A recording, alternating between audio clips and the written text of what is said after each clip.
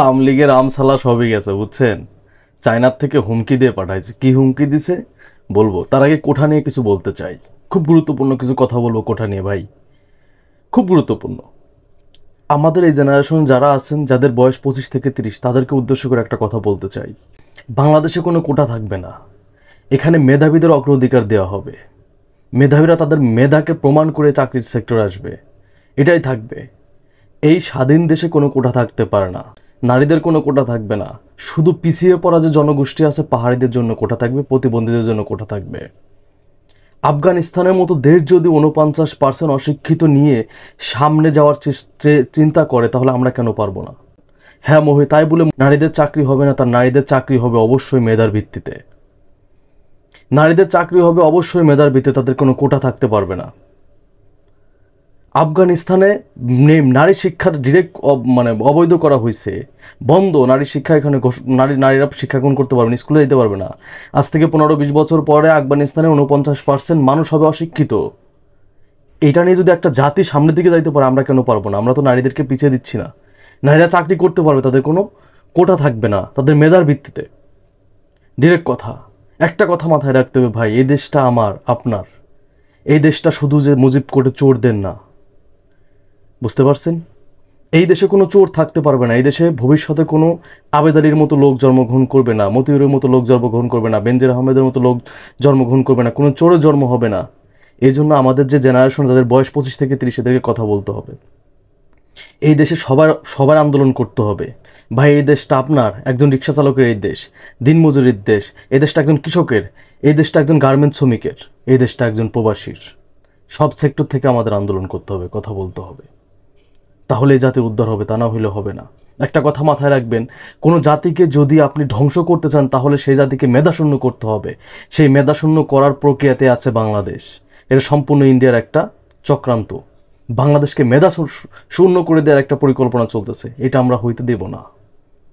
আজকে বাংলাদেশে যে মেধাবীরা আছে, সবাই প্রতিদিন ঘুম থেকে উঠে সবাই স্বপ্ন নিয়ে কবে দেশ ছাড়বে, কারণ এই দেশে তাদের কোনো মূল্যায়ন নাই। একটা মানুষ পড়ালেখা শেষ করে তার ফিউচার গড়ার টেনশনে থাকে যে কিভাবে ফিউচারটা করবো, সামনে তার ফিউচার নিয়ে টেনশন করে। আর একটা মানুষ পড়ালেখা শেষ করলে তার দিন গুনতে থাকে বয়স শেষ হওয়ার, তার চাকরির বয়স কবে শেষ হয়ে যাবে। চাকরির বয়স শেষ হয়ে যায়, সরকারি কোনো চাকরি পায় না, কারণ তার বাপদাদা কোঠা নাই। একটা ছেলে যদি বিএনপি অথবা জামাত পরিবার, একটা সন্তান যদি চাকরির জন্য যায়, তার চাকরি হয় না। বাংলাদেশে এই ধরনের কোনো কিছু থাকবে না। বাংলাদেশে একটা জিনিসই থাকবে, বাংলাদেশে একজন মেধাবীর চাকরি হবে তার মেধার ভিত্তিতে। এখানে কোনো দাদা খালু থাকবে না, এখানে কোনো কোটা থাকতে পারে না। শুধু কোটা থাকবে প্রতিবন্ধীদের এবং পিছিয়ে পড়া জনগোষ্ঠী, পাহাড়িদের। তাছাড়া কোনো কোটা থাকতে পারে না। যদি এই কোঠা আপনি বলেন 56% কোঠা যদি বহাল থাকে, তাহলে বাংলাদেশের মানুষ অতি দ্রুতই মেধাশূন্য হয়ে যাবে। কারণ যারা জানে যে আমার ভবিষ্যৎ, যার বাপদাদার সম্পত্তিও অনেক আছে, আপনারা জানেন, সেই মানুষটার টেনশন থাকে একটা, আমার বাবার তো অনেক আছে, আমি পড়ালেখা করে কী করবো। সে কিন্তু মেধাবী হয় না। আমার চোখের সামনে অনেককে দেখছি ধ্বংস হয়ে যাইতে, মেধাবীদের পড়ালেখা বাদ হয়ে গেছে। তেমনি যারা এই বর্তমান সময়ে যাদের বাপ দাদা হচ্ছে মুক্তিযোদ্ধা, তারা এই স্বপ্ন নিয়ে বসে আছে যে আমরা তো মুক্তিযোদ্ধা, কোঠা আছে আমাদের চাকরি হবেই। আপনি একটা জিনিস এই জিনিসটা কেন বলেন না? একটা ভাই দেখলাম বলতেছিল, আমার বাবা তো মুক্তিযোদ্ধা, আমার বাবাকে তো একজন সরকারি চাকরিজীবী যে পরিমাণ অর্থ পায়, সেরকম অর্থ তো আমার বাবাকে দিচ্ছে, 20,000 টাকা করে মাসে আমার বাবাকে দিচ্ছে। তাহলে আমার তো চাকরির প্রয়োজন নাই। চাকরির প্রয়োজন আছে ওকে আমার মেধার ভিত্তিতে। হ্যাঁ, এটাই হওয়া উচিত যে আপনার চাকরি হবে আপনার মেধার ভিত্তিতে। আপনার বাবা মুক্তিযোদ্ধা, ডোন্ট কেয়ার, কিছু যায় আসে না, আপনার মেধার ভিত্তিতে। কারণ এই জাতিকে মেধাশূন্য হতে দেওয়া যাবে না ভাই। এই জেনারেশন অনেক আপডেট। যখন 1971-এ যারা ছাত্র সমাজ বুঝতে পারছিল, ইয়াং জেনারেশন বুঝতে পারছিল যে না, আমাদের একটা স্বাধীন সার্বভৌম একটা পতাকার দরকার, একটা রাষ্ট্রের দরকার, তখন কিন্তু দেশের জন্য যুদ্ধ করছিল।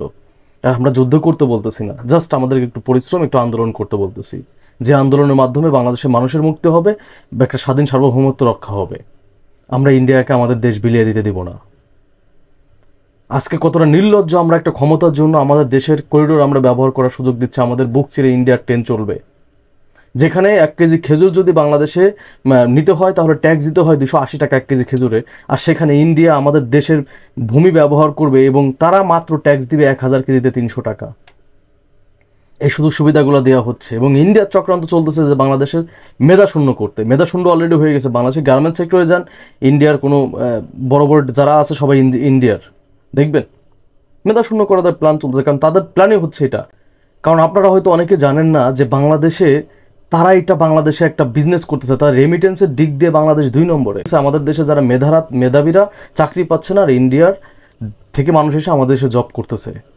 এটা তো চক্রান্ত চলতেছে, জাতিকে মেধাশূন্য করতে হবে, তাহলে জাতি বিলীন হয়ে যাবে, এই জাতি ইন্ডিয়ার একটা অঙ্গরাজ্য হয়ে যাবে, সেই প্রসেসে চলতেছে। এখন আমি একটা কথা বলতে চাই, যেটা বলতেছিলাম যে ইন্ডিয়ার আওয়ামী লীগকে কী হুমকি দিছে, আমছালা কীভাবে গেছে। দেখেন একটা কথা বলি, যে পরিমাণ ভিক্ষার ঝুলি আমরা নিয়ে গিয়েছিলাম, একটা কথা আপনাকে মাথায় রাখতে হবে, এই সফরটা ছিল আওয়ামী লীগের জন্য সবথেকে গুরুত্বপূর্ণ একটা সফর, আর এই সফর আওয়ামী লীগ ব্যর্থ হয়েছে। এখন বাংলাদেশের যে গৃহপালিত টিভি চ্যানেলগুলো, সংবাদ মাধ্যমগুলো কই, প্রতি সফর শেষ করেই তো আপনাদের আপা একটা সংবাদ সম্মেলন করে। এখন কোনো সংবাদ সম্মেলন হচ্ছে না কেন? গণভবনে যাচ্ছেন না কেন? আপনাদের ইলিশ খাওয়ায়, এইটা খাওয়ায়, ওইটা খাওয়ায়, এখন খাচ্ছেন না কেন? এই সংবাদ সম্মেলন হবে না, কারণ তার সামনে আপনাদের বলার মতো কিছু নাই, কারণ তার অর্জন 0, সে কিছু পায় নাই। অন্যান্য সফর শেষ করে এসে যেভাবে চাপা মারে, এই সফর শেষ করে তার চাপা মারার মতো কিছু নাই, কারণ এই সফরে সম্পূর্ণ সে ব্যর্থ। তাকে এক প্রকার ঘাত ধাক্কা দিয়ে চায়না থেকে বের করা হয়েছে, এবং তাকে একটা হুমকি দেওয়া হয়েছে, এখন থেকে চায়না বাংলাদেশ যেহেতু বহুদলীয় গণতান্ত্রিক দেশ, বাংলাদেশের প্রতিটা রাজনৈতিক দলের সাথে যোগাযোগ রাখবে চায়না। এই হুমকিটা দেওয়া হয়েছে। কাকে দেওয়া হয়েছে? এই অবৈধ ফ্যাসিবাদী স্বৈরাচারী শেখ হাসিনাকে। একটা কথা মাথায় রাখবেন এবং ব্রেন দিয়ে চিন্তা করবেন যে এই শেখ হাসিনার সময় ঘনিয়ে আসতেছে, কারণ তার লাগবে টাকা।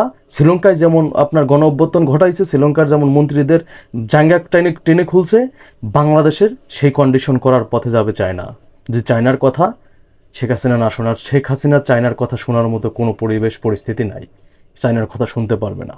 চায়না যেটা চায় সেটা দিতে পারবে না শেখ হাসিনা, একটা কথা মাথায় রাখবেন।